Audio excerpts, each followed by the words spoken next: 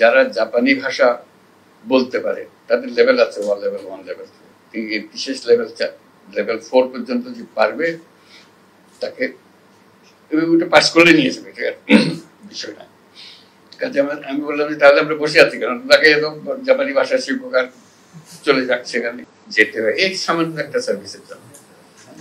এটা হয়তো ঢাকায় সচিবালয়ে বসে হয়তো সবাই অনুভব করেন, হয়তো নিশ্চয়ই এদের সঙ্গে দেখা সাক্ষাৎ হয়, কিন্তু বাস্তবে যে পরিমাণ হয়রানি, এবং শুধু হয়রানি না, উৎপাত, দালালের উৎপাত,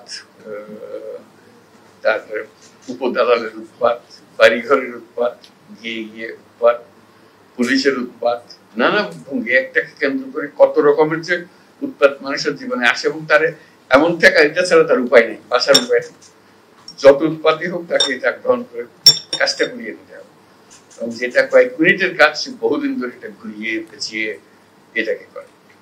আজকে যেটা আমাদের মনের মধ্যে ছিল যে এটাকে, যেহেতু অনলাইন সার্ভিসের কথা আমরা সবার সঙ্গে বলেছি, কথা বলছি, সবাই উৎসাহ দিচ্ছি, আমি মনে করছি কেন্দ্রীয় ভাবে একটা আনুষ্ঠানিক ভাবে প্রাতিষ্ঠানিক ভাবে এটা করা যাবে না। কারণ তো সেই চ্যালেঞ্জের ভিত্তিতে ফয়েজের সঙ্গে আলাপ করলাম, ফয়েজ খুব উৎসাহ দিল যে এটা পারা যায়।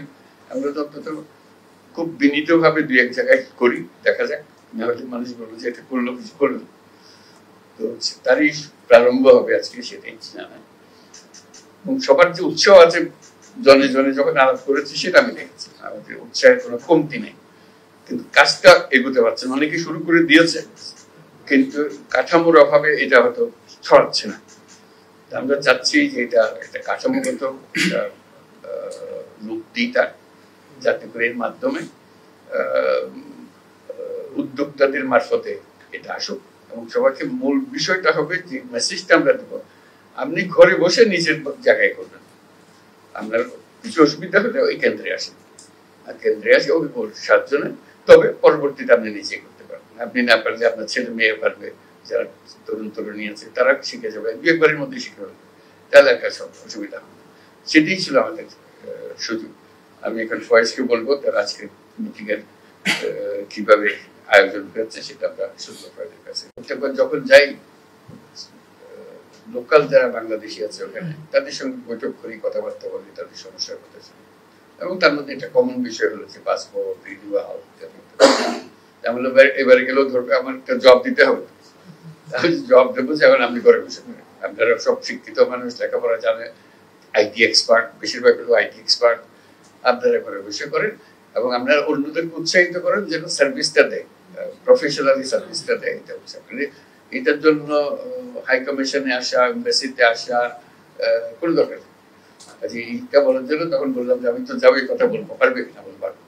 তো সেটা এখন কিভাবে পারবে আমি জানি না, আমি বলবো যেটা হবে, কিন্তু বলে কাজে এখন হওয়ার দায়িত্ব তার, যে আবার আশ্বাস দিচ্ছে যেটা হবে, কাজে এটা আমরা করে দেবো। এটাই হলো বিষয়টা।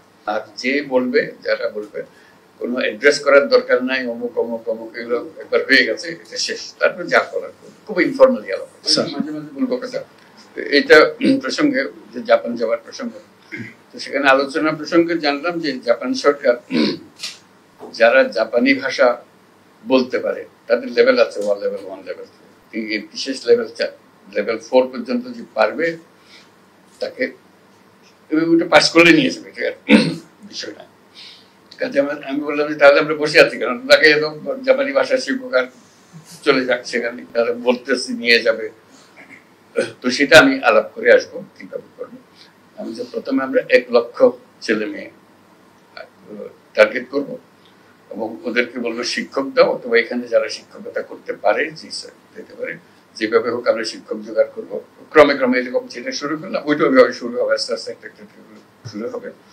তারপর একবার শুরু হলে বলছি রাত থামবে না, যত দিতে পারেন আমরা দিতে থাকবো, আপনাদের সংখ্যা। আমি 1 লক্ষ দিয়ে শুরু করতে চাচ্ছি, 1 লক্ষ টার্গেট করে, 1 লক্ষ তো রাতারাতি হবে না, আমরা শুরু করবো হয়তো 200-500 দিয়ে শুরু করবো, আস্তে আস্তে আরো 1000 হবে, লাখ হবে, ইত্যাদি ইত্যাদি যাবো। এইটাও আরেকটা সুযোগ, শুধু একটা ভাষা শেখা, এবং তারা সেটা শেখাবার জন্য যা যা আয়োজন লাগে সেটা করে দিতে পারবে, এবং সেটা করা। এটা যে কত রকমের সুযোগ আছে, এটা একবার করতে পারলে এই ধরনের কাজ তরুণ উদ্যোক্তাদের নিয়ে আমরা বহুদূর যেতে পারি, সেটা জানিয়ে রাখলাম। সাফল্য কি হবে যাওয়ার পরে কথা হবে, তাদের সঙ্গে ফিরে আসি জানাতে পারবেন। আবেদন জানাচ্ছে আপনি ঘরে বসেই আপনার ট্যাক্স দেন, আপনি ঘরে বসেই করেন। আমি যদি ঘরে বসেই করি, আমার তো দিয়ে দিছো লাইসেন্স, আমি সব করতে পারতেছি, কাজে আমি আরেকজনকে করে দিতে দোষটা কি? আবার এত কন্ট্রোল কিসের জন্য? কি আমি করতেছি? আমার দিয়ে দিছো, আমি করতেছি।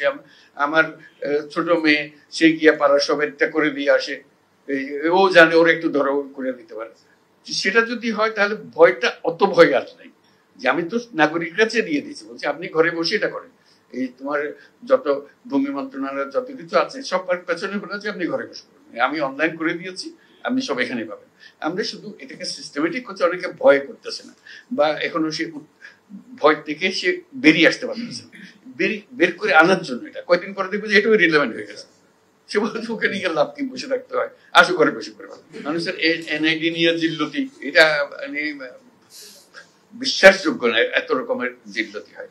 এখন আমরা বলছি যে সব হাসপাতালগুলোকে এম্পাওয়ার করে দাও এবং বাধ্যতামূলক করো, সন্তান জন্ম হলে তোমাকে এনআইডি সবকিছু রেডি করে দিতে হবে, জন্ম সনদ তাকে ওখানে দিয়ে দিতে হবে, সার্টিফিকেট দিয়ে দিতে হবে, অমুক তারিখে এই হাসপাতালে এটা হয়েছে।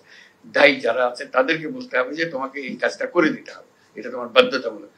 তা না হলে ওই 60 বছর বয়সে বলে জিজ্ঞেস করে আমরা জন্ম তারিখ, বলে আমার তো জন্ম তারিখ জানি না, তো দাও একটা বসে যেত, কত বয়স কত 60 70 কিছু একটা হবে।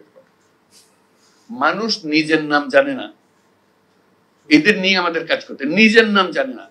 আমাদের অভিজ্ঞতা, আমাদের কাজের মধ্যে অভিজ্ঞতা হলো আপনার নাম বলেন, না আমিনার মা, আমিনার মা, তাকে কোনোদিন বলা হয়নি তার নাম কি, অমুকের মেয়ে হয়ে সে জন্মগ্রহণ করেছে, অমুকের ছেলে হয়ে সে জন্মগ্রহণ, অমুকের ছেলে, ওকে অমুকের নাতি, তারপরে হলো অমুকের মা, তারপরে হলো অমুকের শাশুড়ি, ইত্যাদি ইত্যাদি। কাজে নাম তার নাই, কাজে তাকে নাম দেওয়া, তারিখ স্থাপন করা। আমাদের যত এনআইডি আছে তার মধ্যে 50% হলো যে বুয়ার জন্ম তারিখ, আরো বেশি হতে পারে। আর আমার জন্ম তারিখ তো আমাদের জানা নেই কেউ। এইভাবে আমরা হয়েছে। আমাদের বেশিরভাগ স্কুল কলেজের শিক্ষকদের দায়িত্ব হলো, বিশেষ করে প্রাইমারি স্কুলে ম্যাট্রিক পরীক্ষার সময়, এখন এইচএসসি এসএসসি এগুলো, যে হেডমাস্টার জন্ম তারিখ বসে, এবং বেশিরভাগের জন্ম তারিখ হলো 1 জানুয়ারি। বাংলাদেশে যত 1 জানুয়ারিতে জন্মগ্রহণ করে পৃথিবীর কোনো দেশে এত জন্মগ্রহণ করে দিতে হবে তো, এত 1 জানুয়ারিতে এত কম, তোমরা প্ল্যান করে রাখো 1 জানুয়ারি। আমি খুব এক্সাইটেড আজকের দিনের জন্য, সবাই মিলে এসেছি আমরা, একটা বড় রকমের কাজ এটা, যাতে করে আমরা জানি যে আমরা যে যাত্রা শুরু করলাম এটা সবার কাছে আমরা পৌঁছে দিতে পারবো। এটা একটা ঢেউ শুরু হবে, যাতে করে সার্ভিসগুলো নিশ্চিত মনে এবং সঠিকভাবে সেই সার্ভিসগুলো পায়, কোন রকমের উৎপাতের মধ্যে দিয়ে তাকে হয়রানির মধ্যে দিয়ে যেতে না হয়। আজকে ফয়েজ বললো যে প্রত্যেক মন্ত্রণালয়কে অনুরোধ করেছে একটা করে অন্তত দেন, একটা করে শুরু হোক, যারা বেশি দিতে চায় মোস্ট ওয়েলকাম, যত বেশি আসে তত ভালো হবে। তো কেউ যদি পরীক্ষা করতে চায় একটা দিয়ে দেখি না আবার কি বিপদে ফেলে আমাদেরকে, সেটা আমাদেরকে নিয়ে টানাটানি করবে, দ্যাটস অলসো ওয়েলকাম। কিন্তু এটা গিয়ে একটু দেখে আসে আর কি করে, যেহেতু আমরা এখানে আছি, একটু যে 3টার কথা বলছে এটা বাস্তবে কিরকম হচ্ছে, প্রথম দিকে হয়তো বেশি লোকজন আসবে না যেহেতু জানে না, আস্তে আস্তে যখন আসবে একটু গিয়ে উঁচি মাইরা দেখে আসলাম যে কি হচ্ছে, কি আলাপ সালাপ হচ্ছে, একটু শুনলাম তারা কিভাবে কাজ করছে, দু একজনের সঙ্গে আলাপ পরিচয় করলাম, নিজে যদি উৎসাহ বোধ করি ঠিক আছে, আরো আমরা 2-1টা আইটেম দিয়ে দেখি কিরকম করে। আর যদি মনে হচ্ছে আমার আইটেমটা দিছিলাম কিন্তু ভালো করছে না, একটু উইথড্র করলাম, আবার দেখলাম কিভাবে করলে এটা সঠিক হবে। এইভাবে আমাদের একদম ঘরের ভেতরে বসে থাকলে তো এটা করা যাবে না। আমরা বলছি অনলাইন, আমরা কিন্তু বলে যাচ্ছি অনলাইন দিচ্ছি, ঘরে বসে করুন, এটা ঘরে বসে চাইতে আরো ঘনিষ্ঠ, ঘরে বসে করা তার কোনো নিয়ন্ত্রণ আমি খুঁজে পাচ্ছি না। এটা অন্তত গিয়ে দেখে আসতে পারতেছি কে কি করছে, কিভাবে হচ্ছে, কয়টা করেছে, কি ধরনের সার্ভিস লোকে পছন্দ করছে। এখন ধরো 10টা 12টা সার্ভিস একসঙ্গে হয়তো হবে, হলে তার মধ্যে কোন সার্ভিসটা সে বেশি চাচ্ছে, 1 নম্বর সার্ভিস কোনটা বেশি চায়, 2 নম্বর সার্ভিস বেশি কি চায়, তাহলে সেটার থেকে আমরা একটা ধারণা পাবো, সেটা একটা স্ট্যাটিস্টিক্স আমাদেরকে দিতে পারে, এটা উৎসাহিত করবে সবাইকে। কাজে এটা যাতে নিশ্চিত হই আমরা ত্রুটিমুক্ত থাকি, যাতে করে কেউ না বলে যে না এটা চালানো যাবে না, এর দূর অগ্রসর হওয়ার পরে চালানো যাবে না decision not be very welcome decision. কাজে আমাদের নিশ্চিত হতে হবে যেটা করছি সঠিকভাবে করছি, এখানে ভুল করার সম্ভাবনা অতি অতি অতি নগণ্য, এটা অলমোস্ট নীল, এই পর্যায়ে নিয়ে যেতে হবে, তখন বর্ষা আসবে সবার জন্য। আপনার স্বপ্নগুলো আকাশ ছুবে প্রবাসীর হেলিকপ্টারের মাধ্যমে। বিয়ে, জন্মদিন অথবা যে কোনো বিশেষ প্রয়োজনে হেলিকপ্টার ভাড়া করতে যোগাযোগ করুন স্ক্রিনে দেয়া নাম্বারে। প্রবাসীর হেলিকপ্টার, নিরাপদ ও সাশ্রয়ী বাহনের বিশ্বস্ত নাম।